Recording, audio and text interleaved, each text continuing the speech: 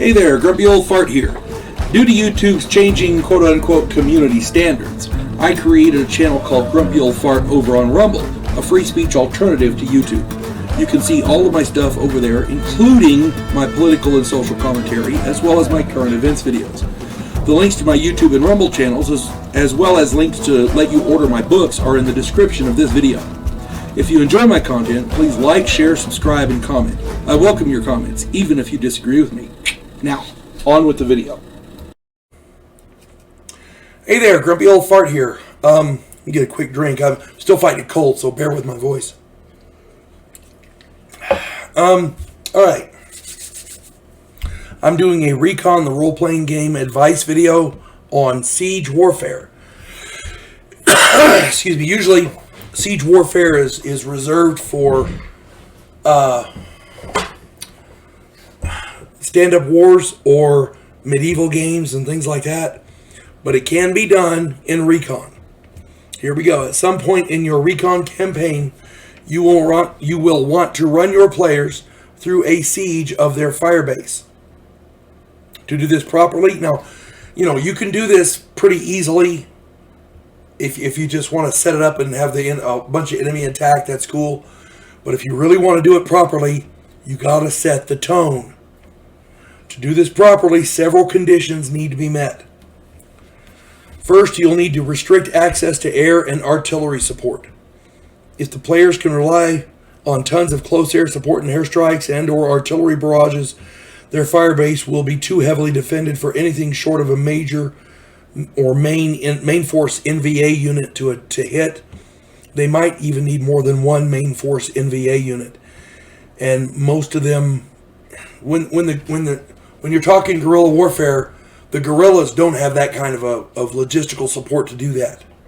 Okay? Even with, I did a military blunders thing on Dien Bien Phu. Giap didn't just attack. He set up the situation where he had them cordoned off and then, pounded them with artillery that they didn't know that he could use for a long period of time. You see what I'm saying? He didn't just blindly attack. He set it up and kind of set up pieces in his favor. That's what you have to do with this. Now, I'm not saying we're going to set it up to kill your players, but there are certain things you need to set it up to build the suspense. Your players have to think that there's a real threat to them, and that's what you've got to build up. Air support could be committed to operations in other areas. Artillery could be redirected to another area, possibly the DMZ. For whatever reason, you can make up a reason. Now, this did happen in Vietnam a lot because you had VC or VC sympathizers at major artillery bases who would put fake orders in. This did happen. So, anything is possible. We had orders to redirect over here, so we're not going to be able to support you. Well, who ordered that? I don't know, some general. That kind of thing. And it did happen. Number 2, there should be a supply shortage. A fully supplied firebase is very difficult to overrun. Maybe a clerical foul-up sends the wrong mortar rounds or the wrong size ammo. 7.62 instead of 5.56, or 81 millimeter mortar rounds instead of 60 millimeter mortar rounds, that kind of thing. Fueled, and for all kinds of ammo. Okay? Maybe the claymores were sent, but they don't have detonators. Something, anything. And the more you can heap on, the better. Because then they're like, well, that's crazy. Now we got to wait on this. Now we got to wait on that. It just builds frustration. You're setting the scene and you're building up. Fuel deliveries could be hit with enemy RPGs, which will limit generator power. At night, if there's no lights, if you don't have the electrical lights working to illuminate the fields outside of your firebase, the enemy can literally walk up and you won't be able to see them. Okay? You want to limit their night fighting capabilities with their infrared or night vision goggles. You want to limit the trip flares for whatever reason. Maybe the enemy had a guy watching when they set them up, so he knows how to go and clip the wires so they'll never set off the trip flares. Something, anything. Figure something out for that. Food and water deliveries could be contaminated, and all of this was common due to VC infiltration in the rear area. You see water going up to the front line in big water trucks. They toss a dead rabbit in there. Yeah, tainted water, that's bad. It's going to make all the guys sick. And the guy driving the truck won't know about it. You see what I'm saying? Food, yeah, maybe the food truck, the guy delivering the truck, or maybe it's a helicopter and he's got a big crate of supplies. Maybe somebody hits the supplies with an RPG. Maybe somebody hits the helicopter with an RPG. Somebody shoots the helicopter down. You never know. Any of this is possible, and any of this was done in Vietnam. Other long-range reconnaissance patrols, not the player characters, by the way. Other long-range patrols could be ambushed and wiped out, which limits the manpower to defend the firebase. They have to feel like they're grossly outnumbered. Okay? And where you can't make the enemy stronger, for whatever reason, you can decrease the number of guys in the base. Now, obviously, you don't want to kill off the player characters in such a manner, but you can kill off the other people so that the player characters feel the pressure. You're building that suspense. Other crucial supplies could be denied for any number of reasons. Anything you could think of to limit their resources and instill in the players a sense of desperation. Excuse me. One of the basics of area control is patrols. Players have to make sure the territory around the base is free of large-scale enemy buildups. If the enemy masses near your base, it can be overrun. Patrols are the only way to ensure this buildup is not occurring.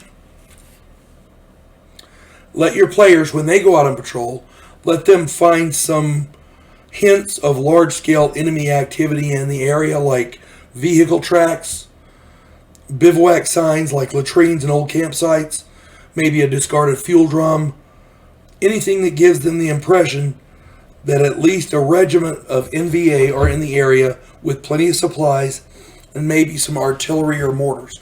Vehicle-mounted artillery is terrifying on a battlefield, especially when all you've got is a rifle. Okay? This will cement the notion that something big is in the works and that their fire base is smack dab in the middle of it. You want to do little things here and there to build this suspense, okay? At this point, after all this is done, at this point, the players should be freaking out. If you've done your job right, they should be, freaking out. Remember, if you can't implement all of the above conditions, then the enemy force has to be much larger. The idea is to instill actual fear into the players. If at least one of the players makes the suggestion of sneaking out and making a run for it, you've done your job well. Of course, such an action would be suicide, as the firebase is most certainly encircled by that point. And the players should know that. If not, maybe another intel person, an NPC with more information can mention it, that kind of thing.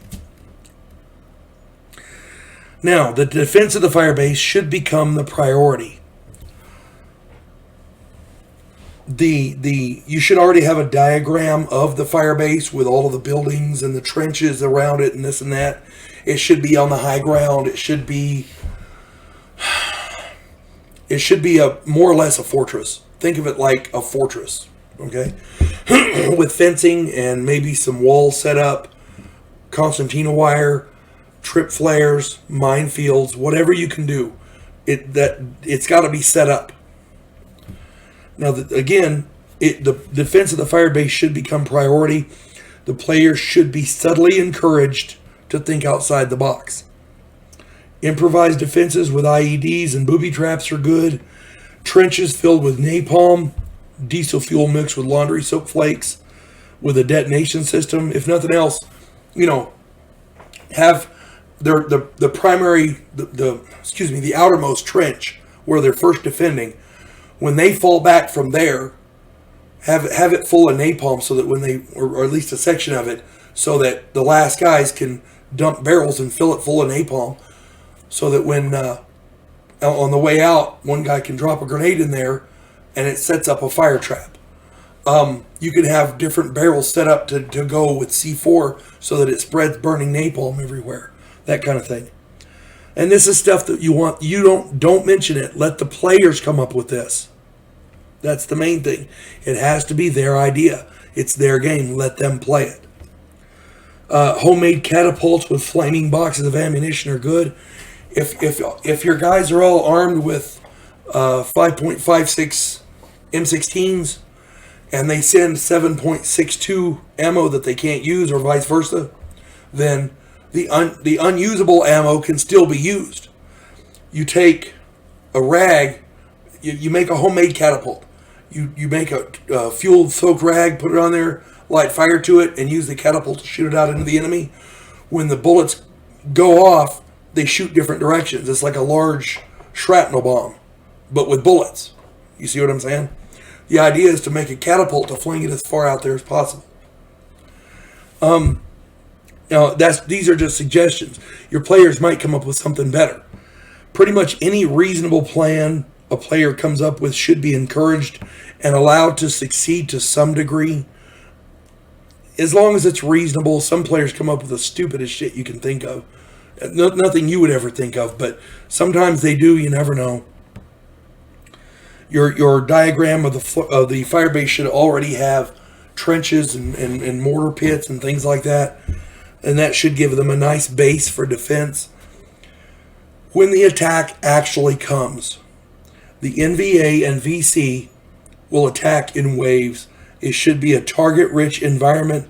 Players should have good bonuses to hit with machine guns and rifles. To save time, consider any hit on an enemy a kill. Most NVA and VC should be armed with older SKS rifles and submachine guns. This will give your players a bit more survivability. No enemy should have more than a 10% accuracy. I would limit their grenades. Excuse me. I would limit their grenades and mortar fire as well, concentrating them on areas where the players are not.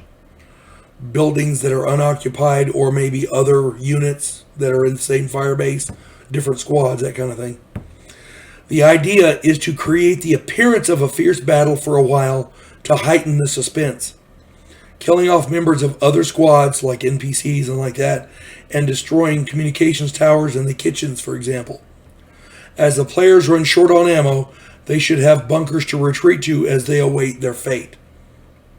This is where it starts getting really good, because you get the players who are scrambling for ideas on how to do stuff. At the last instant, of course, a relief column shows up, or air cav soldiers storm the base with gunships and TAC air. Or maybe Puff the Magic Dragon or Spectres show up and eliminate vast swaths of the enemy, forcing them to run away. If, any way you can save the day, that's the thing to do. If any members of the group are captured, which may very well happen, they will be POWs, and the rest of the group should be chomping at the bit to rescue them. And this could be the next adventure. That's just an idea. What you want to do is research the horror stories of real Vietnam POWs to make that segment of the game more realistic. I may do a video on POWs later, I don't know. But the main thing here is, if you're going to do a siege type of a thing, the key is building suspense beforehand. You got to set it up. You got to set it up right, because otherwise it's just a big firefight, And they probably do that every game session. You want to build it up where maybe they're so limited on ammo when the 5 magazines they've got are it. There's no resupply. Maybe they haven't eaten in 2 days. Maybe the water ran out. Maybe blah blah blah blah. Whatever you want to do, however you can build suspense and a sense of desperation before the attack begins is better. Again, I'm not trying to tell you how to run your game, but this is This is what I would do, and I have done it, and it works well. The idea is to build a game that your players will talk about for a long time. Man, we were lucky to survive that kind of thing. So keep that in mind. And it's just advice. And I'm not telling you how to run your game. It's just advice from an old hack wargamer. You folks have a good day. God bless one and all. We elect cookie-cutter politicians every single election cycle. Yes men who maintain the status quo and do just enough to make us believe the system still works. Imagine, if you will, a president who actually tries to fix things. If you like action, political intrigue, and a righteous crusade, check out my political thriller, The Righteous President.